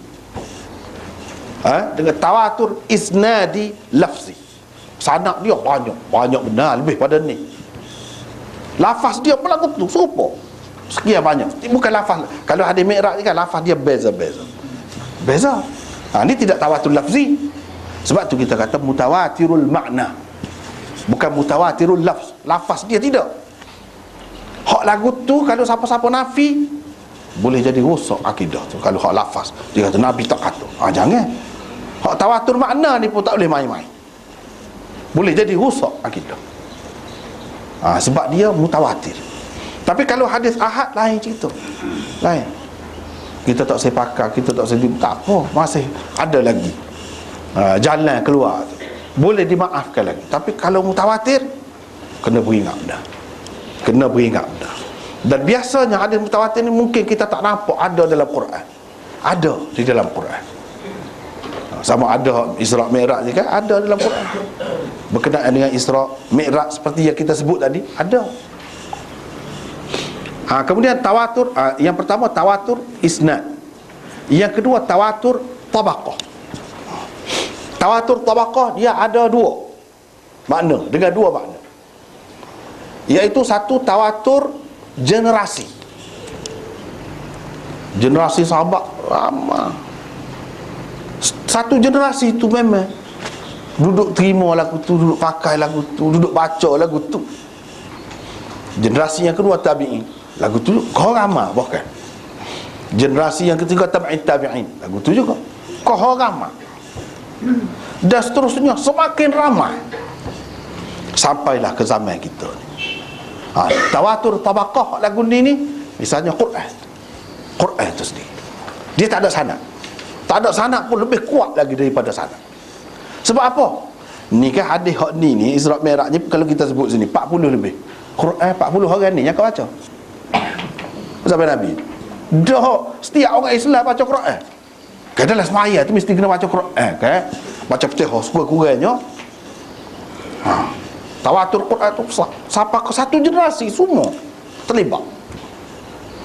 Lepas tu dia ngajar pula anak dia. Bukan anak murid dia saja, tak boleh ni semaya ni nak suruh sempurna semaya. Sekurang-kurangnya untuk semaya saja dia sudah tahu dah Quran. Lepas tu hak lain-lain zaman sahabat dulu bukan seorang dua hafal. Tuhan beri pula kepada bangsa Arab ni pada masa tu.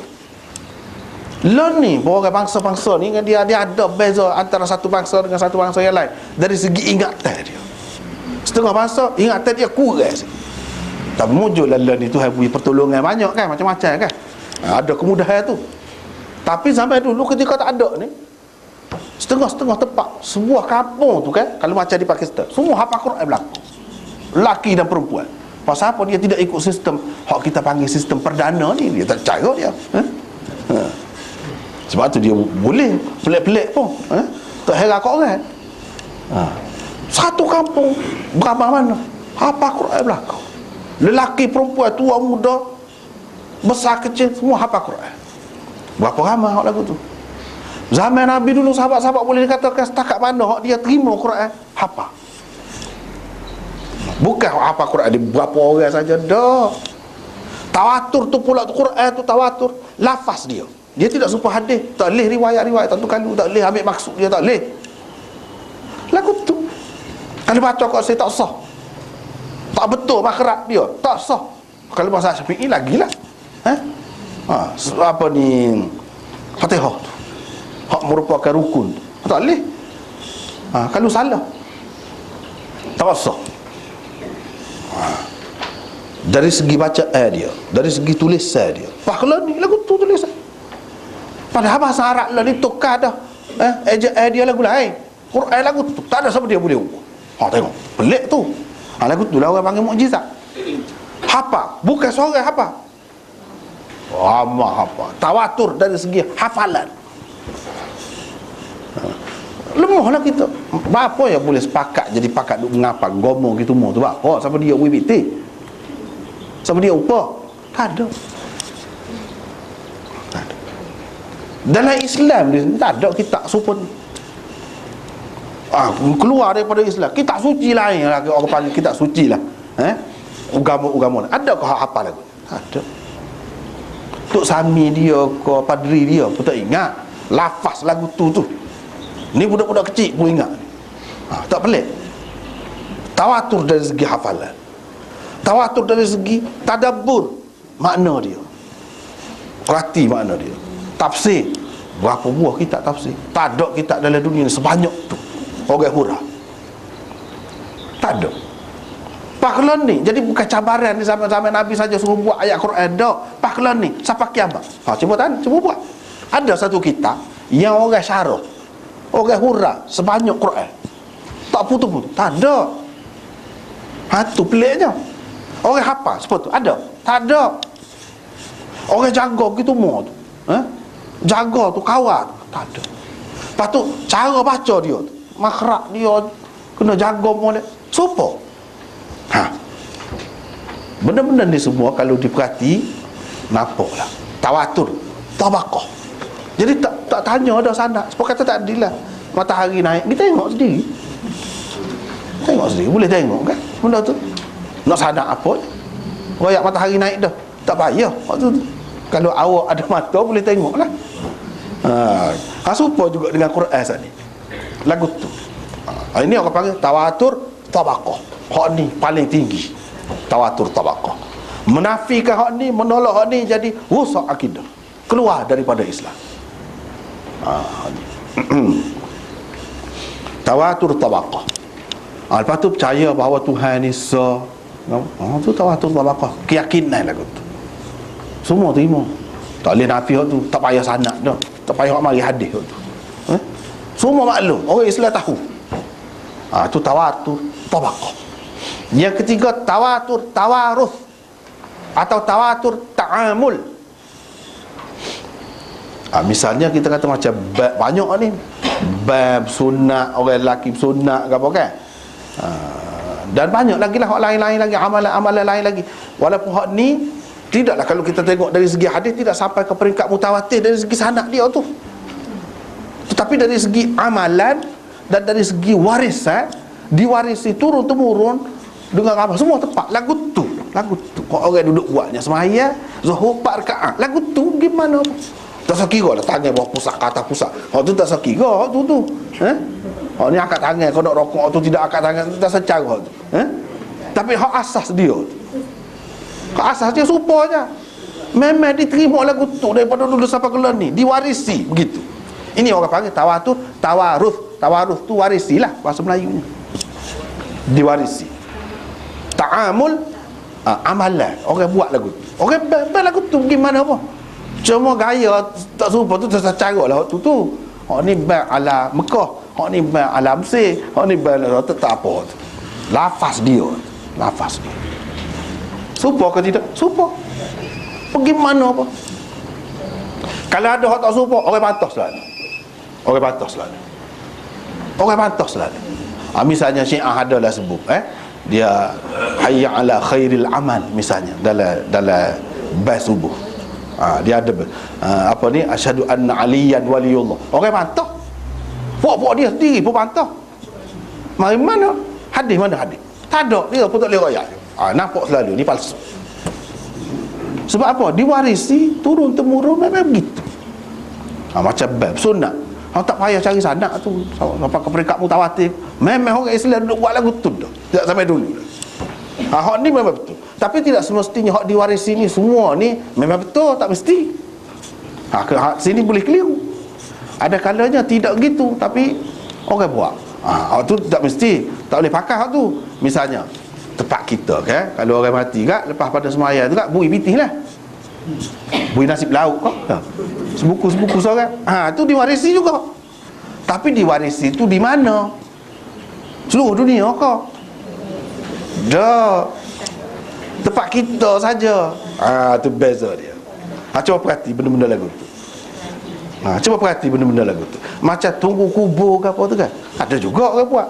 Tapi seramai mana? Seluruh dunia kau, semua orang Islam kau buat? Dah.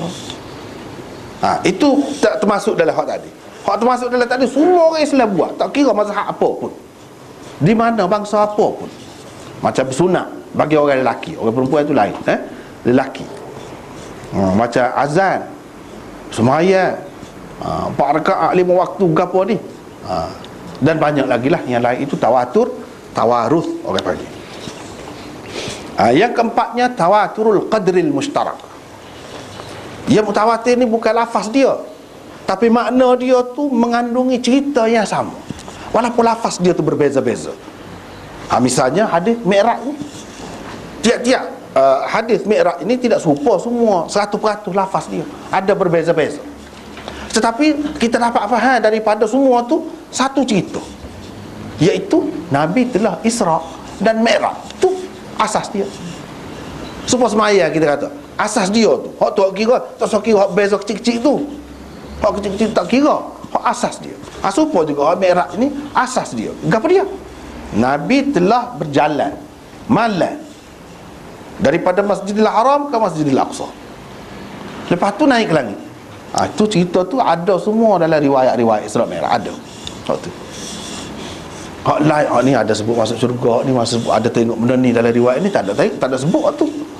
Tu hak kecil-kecil. Tetapi asas dia tu, makna yang sama-sama dikongsi oleh semua riwayat itu ada. Itu orang panggil tawatur al-qadril mushtarak. Ni ada 4 macam mutawatir. 4 macam mutawatir. Hak paling tinggi sekali tawatur tabaqah tadilah. Terima Quran tu generasi demi generasi ke apa tu, tawatur tabaqah. Lepas tu supaya juga tentang kepercayaan lah, tentang syurga, neraka ke apa tu, itu tabaqah lah tu. Orang Islam memang tahu benda tu. Tak ada orang Islam tak tahu, jahil benar lah tu. Kiranya tak mengaji langsung, kalau dia mengaji sikit dia akan jumpa selalu. Seramai-ramai orang Islam ni, kalau tanya dia akan tahu benda tu, walaupun sanad dia tu mungkin tidak mutawatir dari segi sanad dia, tapi dari segi kepercayaan umum, oleh kerana ada di dalam Al-Quran, maka semua terima. Asas dia ada dalam Quran tu juga.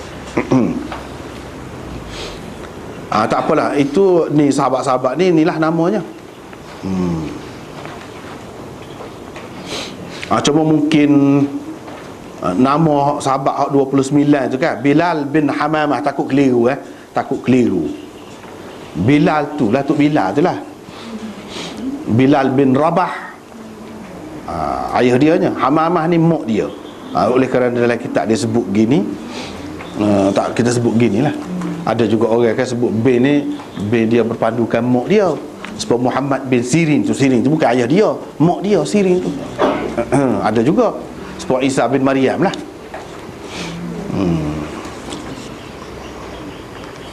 Itu. Lepas tu tadi kita pergi kepada hadis difardukan 2 rakaat pada ketika hadar dan safar. Seterusnya sembahyang dalam perjalanan ditetapkan seperti asal 2 rakaat. Dalam perjalanan tu ditetapkan seperti itu. Uqirrat salatus safar, sembahyang dalam perjalanan ditetapkan. Maksud ditetapkan itu sebuah asal lah. Yang ni hak 4 rakaat ni tidak hak asal lah. Sebab tu dia kata ditambah. Sembahyang hadar ditambah. Ditambah ni bila? Lepas berhijrah. Kira-kira setahun selepas berhijrah ditambah. Lepas tu pada tahun yang keempat pula, ni ayat qasar ke apa ni turun pula. Situ untuk musafir boleh qasar.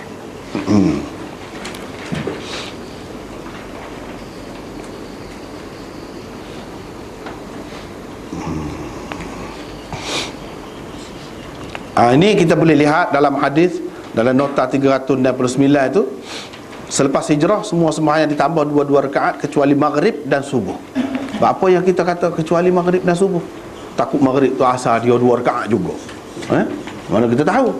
Nak tahu benda ni dia kena tengok riwayat, atas riwayat. Tengok riwayat Aisyah juga.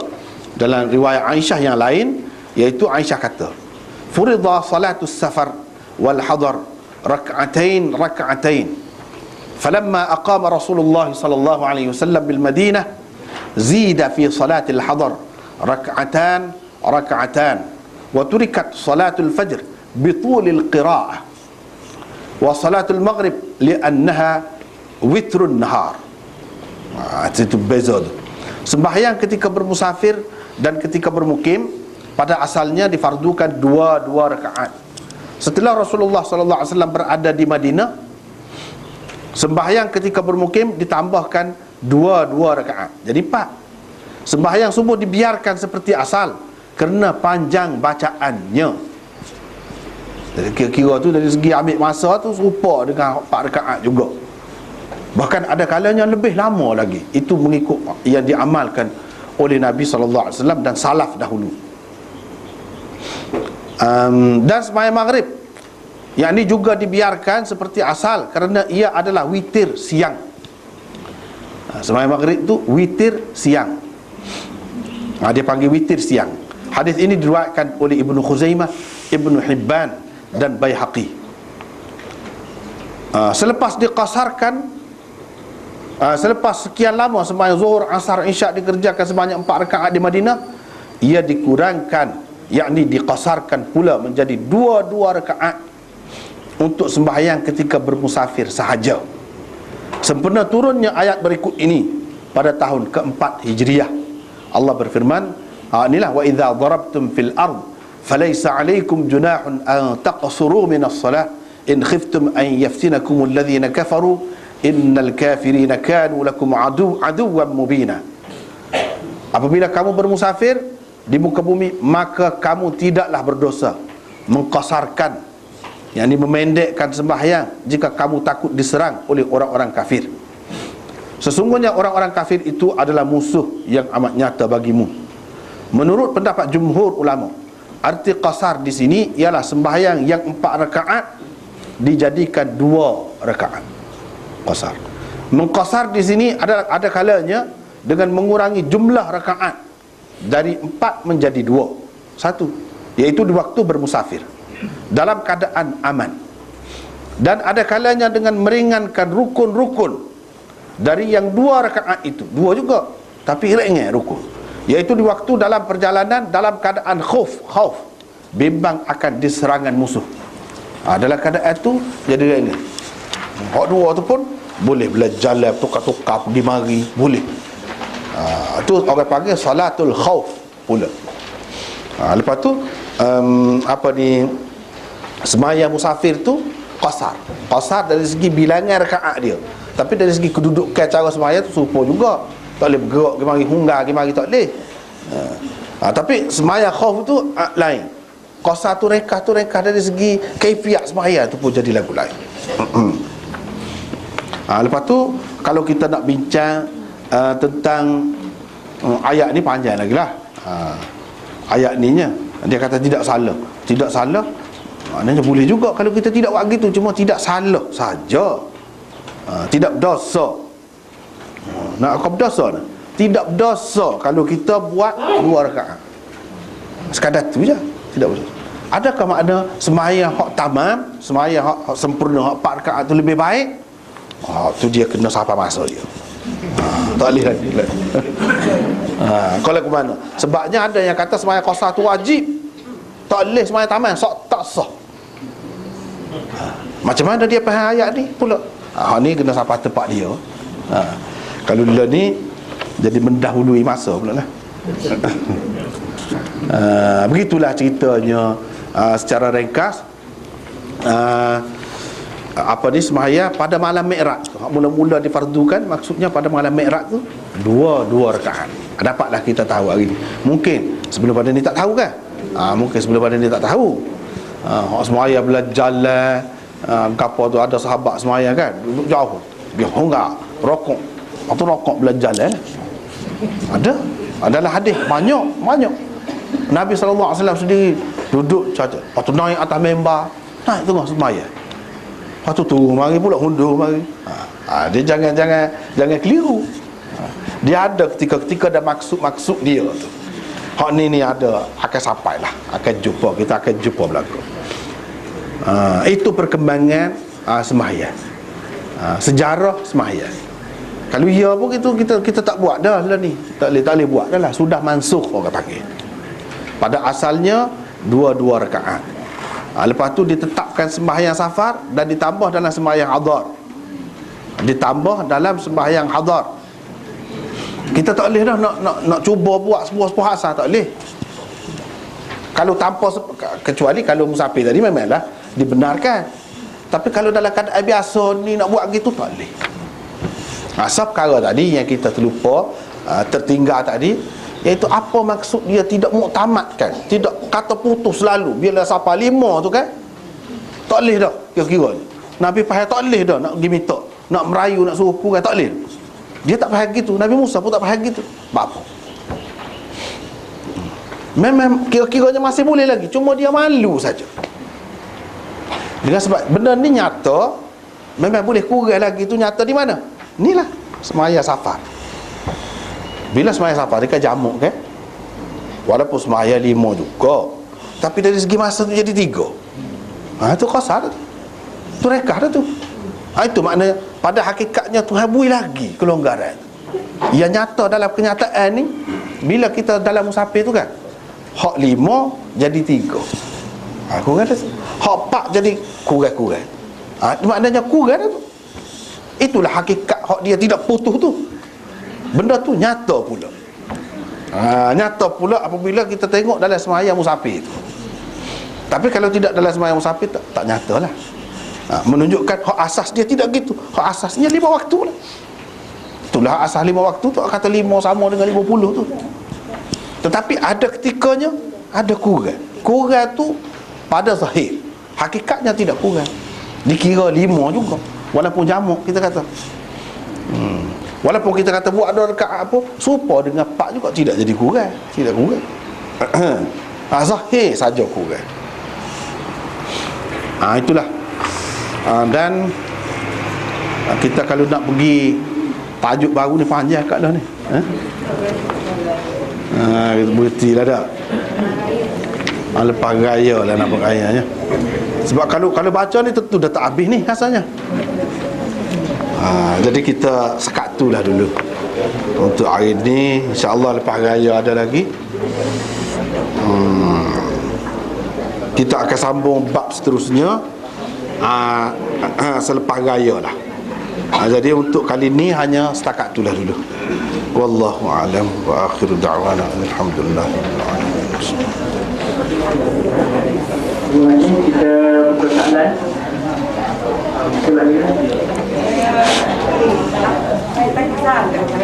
Kita bahas Islam era ni naik tu sudah sementara tu naik pelan. Kita bahas kita saya paling. Maknanya apa? Naik dah kata lah. Naik tu. Ada yang kedua, ada nasihat tu. Duha, kita baca. Bila dua ukar, tak ada Nabi tak baca tu. Mana?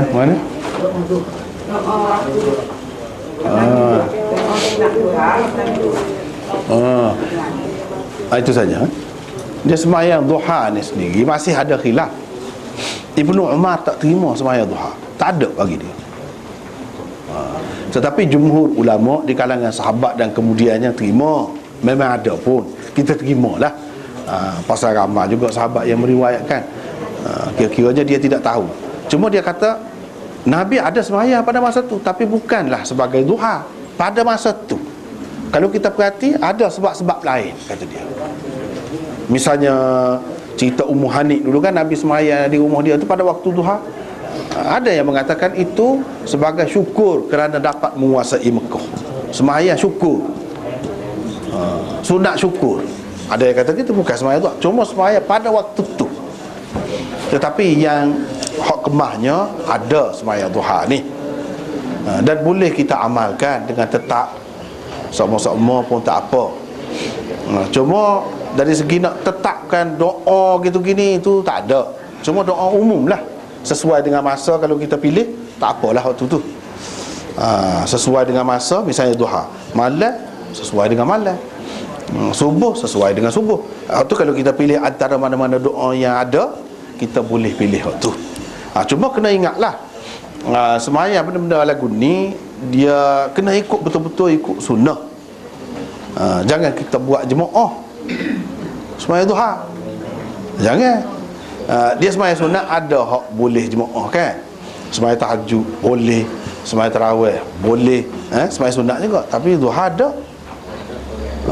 Semayang tahajud, semayang witir, semayang tarawih, gapo-gapo di masjid boleh. Tetapi kalau ramai-ramai buat di masjid semayang duha, tak boleh. Marah Sayyidina Umar, Ibnu Umar paikon dengan anak batu. Dia tak boleh. Dia tak boleh. Hak moleknya maksudnya semayang duha jangan tetap satu-satu tempat masjid. Kalau tempat di rumah tu tak apalah, tempat tertutup. Dan jangan buat berjemaah. Dia tak ada jemaah tu. Dia ada macam-macam. Pak boleh, sekurang-kurangnya 2 lah.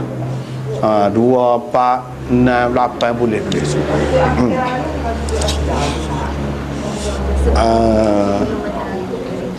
Selepas syuruk lah, kita kata selepas syuruk sampai kepada matahari berdiri. Kalau tempat kita tak apalah, masa mana-mana.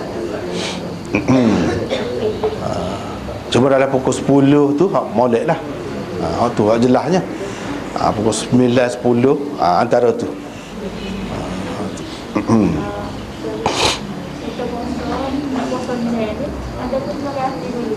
Assalamualaikum warahmatullahi wabarakatuh. Saya ada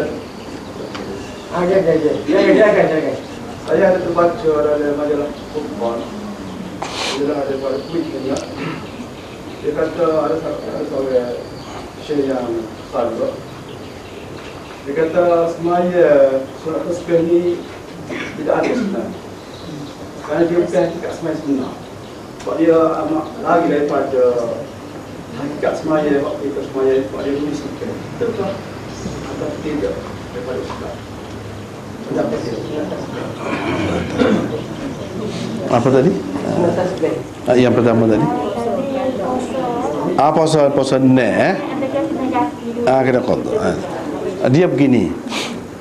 Kalau kita orang perempuan lah, khususnya orang perempuan, kalau dia gati dalam bulan Syawal, dia kita kena buat hak gati tu, hak tu lebih utama. Kalau kita buat hak gati, lepas tu kita niat sekali. Masuk puasa ni. Pada hak tu dah tak perlu suku. Hak gati tu lebih utama lagi buat tu. Tapi kalau bulan lain tak boleh lah. Kalau puasa ni boleh sekali dengan niat qada. Hak tu lebih utama, hak tu lebih besar lagi. Bila kita buat yang besar, dia masuk dengan sendirinya hak kecil. Dia masuk. Tak payah buat suku dah lah pula puasa ni tu. Tapi kalau kita niat puasa ni saja, tak niat qada, tak boleh. Kena qada suku lah pula. Gitu. Itu berkenaan dengan hak ni. Lepas tu solat tasbih memang ada khilaf di kalangan ulama. Macam Ibnul Jauzi tak saya terima. Dia kata hadis-hadis itu bukan sekadar dhaif, bahkan maudhu'. Dia memasukkan dalam kitab maudhu'at dia tu maudhu'. Tapi Jalaluddin As-Suyuti jawab dalam kitab dia Al-La'ali'ul Masnu'ah tu, dia jawab tidak sampai ke peringkat tu. Paling tinggi dia dhaif. Maudhu' tu tidak seperti kata Ibnul Jauzi. Jadi ulama-ulama lain bahas-bahas hak betulnya adalah sekadar tu je. Tapi nak kata lebih sangat tidak. Nak kata lebih-lebih sangat, kalau ada lah orang sebut kelebihan gini-gini, itu tidak ada. Sekadar nak buat boleh. Boleh semayang tasbih mengikut setengah-setengah ulama. Kebanyakan ulama kalau dalam mazhab Syafi'i, mazhab-mazhab ni terima ada. Tetapi kena maklumlah, benda tu bukan semua orang terima. Lebih banyak lagi perselisihan tentang semayang tasbih ni daripada semayang duha. Duha tu tak banyak, kebanyakannya terima. Tapi hak ni ramai juga orang tak terima. Dengan sebab itu kalau orang tak semayang pun kita tak usah kata apa lah. Tak usah kata apa. Kalau nak buat, buat lah, tak apa lah. Gitu. Kalau orang buat ustaz dia buat berjemaah Tak apa, tu termasuk dalam hak boleh. Dalam mazhab lah. Dalam mazhab boleh. Tapi kalau buat sendiri, sembahyang sunat ni hak moleknya kita buat di rumah kita. Itu asas dia je. Jangan kamu Kalau buat tetapkan yang malam raya kena buat. itu tak boleh. Itu jadi bid'ah. Biasanya orang kita duk buat gitu. Itu jadi bid'ah lah. Tak ada tu dalam hadis mana-mana pun sebut siapa begitu, tak ada. Bila-bila masa lah. Bila-bila masa. Dia ketetapan gitu, patut pakat buat ramai-ramai di masjid, di madrasah, itu tak kena. Tak usah buat lah. Tak usah. Ustaz yang orang buat sekarang ni macam bulan puasa ni, kan dah kuat dah biasa buat tasbih. Orang pagi dia buat di masjid. Tak molek. Tak molek. Benda-benda lagu tu kalau buat ketetapan pakat ramai-ramai panggil, tak molek. Kalau tidak panggil jadi sendiri. Kalau kita buat seorang, itu lebih baik. Lebih baik. Kalau nak buatlah dengan kena ingat tadi hak khilaf tadi tu, kena ingat. Besar tu Ibnul Jauzi dan ramai lagi orang lain tu, orang besar. Ya.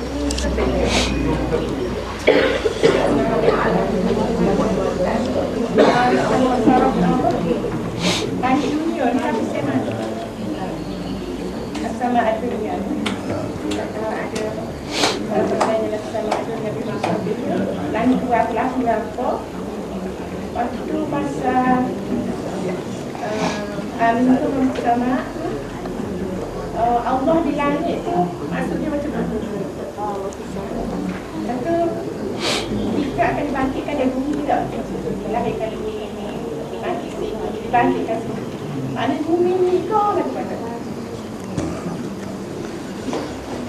Ya, soalan tu panjang tu jawapan. Tapi kita cuba peringkas lah ya. Satu, langit tu, langit pertama tu di mana? Kalau kita tadi yang dibacakan walaqad zayyana as-samaa ad-dunya bimasabiha tu, memang gambaran dia tu tepat. Kalau kita kan lampu ni kita pasang atas pada langit tu kan ke bawah dia. Kami hiaskan langit dunia dengan lampu-lampu. Macam ni. Langit tu di atas lagi. Langit tu di atas lagi. Tak tahu di mana, jauh lagi. Langit dunia ni langit yang paling hampir dengan dunia maksudnya. Tapi bukan bermakna duduk gantung gini tak. Hak kita nak ceritanya lampu-lampu saat ni, hak kita panggil apa-apalah kita kata planet ke apa ke, duduk di bawah lagi. Kalau kita tengok daripada bawah ni macam perhiasan lah, di bumbung dia tu. Tapi sebenarnya dia jauh lagi. Baru ni sudah disebut dah. Dari segi semua ni bintang-bintang, bulan, marikh, utarik, zuhrah, gapo semua di bawah belakang ni lagi. Langit tu tak tahu mana. Hak dikatakan langit dunia tu tak tahu mana lagi. Hak duduk nampak-nampak ni semua jirim-jirim di bawah langit, bukan atas langit. Kalau ada orang kata bulan di atas langit yang pertama, langit yang pertama tu tebalnya 500 tahun perjalanan, daripada perak, daripada emas, daripada ni macam-macam kan. Ada. Kadang-kadang kita jumpa itu riwayat yang tidak boleh dipertanggungjawabkan. Maka tidak timbul lah. Kalau orang kata ni setara ni, kalau kita ambil lampu pecik tak nampak dah ni. Nah. Jadi orang zaman dulu duduk balas lagu tu lah. Dia kata lagu mana awak kata bulan atas langit yang pertama. Seseolahnya benda lagu tu benda yang diajar oleh agama. Padahal benda ni akibat orang yang mengajar tidak bertanggungjawab saat ni lah. Benda tu tak ada dalam hadis pun. Tapi dia buat macam hadis. Ni bulan duduk langit yang pertama, matahari duduk langit yang keempat. Timbullah kemuskilan kepada orang tidak mengaji ni, kata macam mana cahaya dia tu boleh tembus tu, boleh melepasi tu. Dia kata kalau kita letak sini pun tak nampak dah. Sebenarnya keliru belakang. Tidak ada hadis yang sebut lagu tu. Hadis yang sahih. Kalau nak kira hak tidak sahih, banyak benar orang zaman itu. Saya sendiri pun pernah dengar masa budak-budak dulu. Bumi duduk atas tanduk lembu, lembu ni duduk atas ikan. Waktu macam-macam lah cerita. Israiliyat, hak tu termasuk dalam Israiliyat.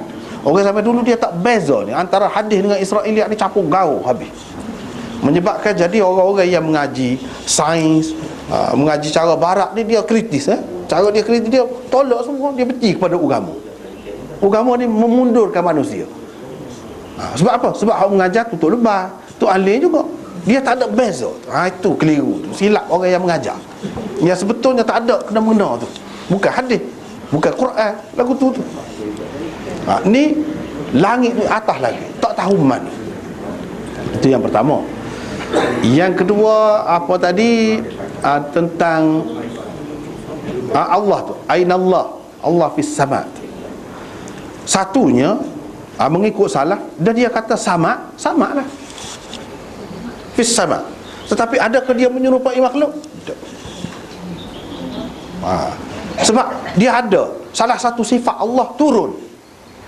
Allah turun ke langit dunia. Langit dunia juga tu dia sebut. Pada 1/3 akhir malam Allah turun. Jadi turun lah ke mana? Sesoalan turun. Kalau kita biasa ni kan, daripada atas ke bawah lah turun. Tak daripada bawah ke atas. Tu naik, tu orang panggil. Turun. Kalau manusia gitulah. Tapi kalau Tuhan, jangan kita anggap gitu. Jangan kita anggap turun tu daripada atas, turun ke bawah gitu. Kalau aku tu salah. Tapi dah dia kata turun, kita terima turun dengan sifat yang layak dengannya. Tidak serupa dengan makhluk. Serupa juga kalau dia kata di atas, terimalah di atas. Tapi di atas yang tidak serupa dengan makhluk. Itu satu lagi, dia panggil aliran takwil. Ini khalaf. Dia takwil. Di atas tu maksudnya mulia lah, tinggilah kedudukannya. Bukan maksudnya Allah tu serupa makhluk ke apa duduk atas langit. Tidak lagu tu dengan makna mulia. Ya, itu satu cara juga. Tetapi ulama salah tak sih lagu tu. Lama kan dengan makna lain pula.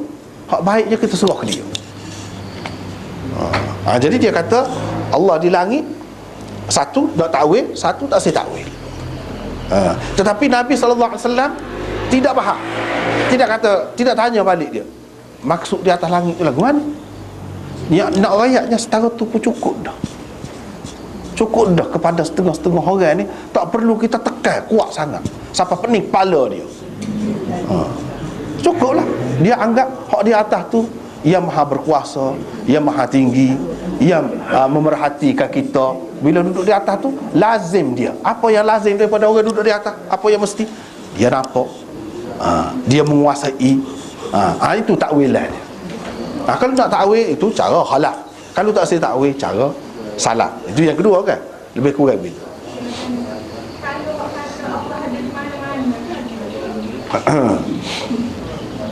Di mana-mana tu boleh jadi dia kata aidama tuwallu fathamma wajhullah. Boleh jadi dia pakai gitu. Kalau di mana-mana tu dengan arti ni masuk dalam bab akidah lah.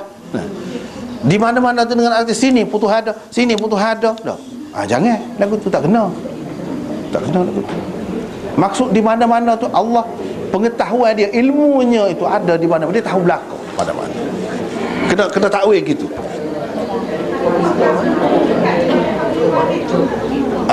Hak tu pun nak cerita dari segi pengetahuan dia, kuasa dia gitu. Bukan maksud zat dia. Jangan ingat hakikat dia tu, jangan. Gitulah. Ramai yang tak spek, dia kata untuk sendi. Ada hadis Sendi? kita bayar rasa sendi sihat lah. Tak ada. Tak ada.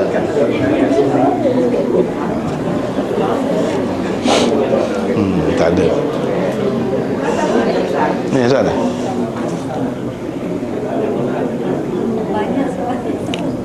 Ni semua ni hari ni ke ni? Lepas dah ni. Nisa. Makan dan minum dalam keadaan berdiri kurang menepati sunnah? Tidak. Boleh. Jika perlu. Jika perlu. Tak perlulah misalnya kalau kita pergi kedai tu dia tak ada tempat duduk, kita pergi nak duduk pula tak perlu. Boleh berdiri. Boleh berdiri sesuai dengan keadaan lah. Sahabat-sahabat pun banyak, ada juga makan dalam keadaan begini, diminum dalam keadaan begini, tak apa. Cuma lebih beradab kalau duduk. Kalau ada tempat lebih selesa kan. Tapi kalau tak ada, tak perlulah kita duduk tinggung, kita kata. Jadi pelik, nampak? Tak perlu. Satu lagi dengan Apa dia nak? Apa sakit bumi apa dibangkitkan dari bumi. Itu dia. Al-Abdul wa al-Abdul. Yang dikatakan bumi tu memang bumi ni lah. Tetapi bumi ni dalam ayat yang lain disebut yauma tubaddalul ardi ghairal ard was samawat matwiyatun bi yamini. Itu ada sebut. Pada hari ditukarkan bumi ini dengan bumi yang lain. Maknanya dia akan ada satu keadaan yang lain pula tu selepas pada tu. Tetapi hak bumi maksud keluar tu memang daripada bumi ni juga. Cuma selepas tu bumi, seperti kita kata tadi lah, dah semua ni jadi zon neraka ataupun pada mahsyar. Hak tu maksud bumi lain dah. Bumi lain. Hak tu yang dikatakan pada hari bumi ini ditukarkan dengan bumi yang lain. Mana bumi lain. Tetapi tubuh kita ni dijadikan daripada bumi mana? Bumi ni tempat Nabi Adam hari. Minha khalaqnakum wa fiha nu'idukum wa minha nukhrijukum taratan ukhra. Daripadanya kami jadikan kamu, kepadanya kami kembalikan kamu, dan daripadanya kami keluarkan kamu sekali lagi. Daripada bumi ni lah maksudnya, bukan bumi lain. Kalau kita kata bumi juga semua peraturan hukum dia dah lain. Kalau dulu ada matahari, ada bintang semua tak, graviti semua ada. Sekarang ni lain dah. Gitu ya. Ya, betul lah maksudnya. Boleh juga begitu. itu dia soalan. Tak ada. Jadi pengumuman tadi. Ada soalan lagi. Soalan kalau di satu tempat itu sudah di atas pilot dia kata jemaah insyaAllah dia kata raya kalau aja Allah pendek tak kira boleh raya kerana jemaah ni kita di atas raya jadi kita wajib semayang dua-dua. Maknanya dia khutbah terhimpun dalam satu hari dia kata jemaah wajib khutbah raya wajib. Jadi ada yang tak Kedua-duanya itu ada dari segi mazhabnya. Boleh pakai kedua kalau nak pakai. Tapi ada juga yang kata sah. Bila kena hari Jumaat raya, tak ada dah Jumaat hari itu. Sebab apa? Perhimpunan sudah ada, jadi menyusahkan. Itu pun betul juga. Boleh juga kalau nak pakai hak tu pun boleh juga. Ada dalil juga. Kepada hak nak pakai hak ni pun boleh juga. Kalau senang. Tapi kedudukan hari Jumaat hari itunya berbeza, lebih ringan daripada hari yang lain. Itulah kedudukannya. Tapi kalau kita tak pergi sembahyang raya, tak boleh pergi Jumaat. Kalau kita sudah pergi sembahyang raya, baru ada pilihan tadi.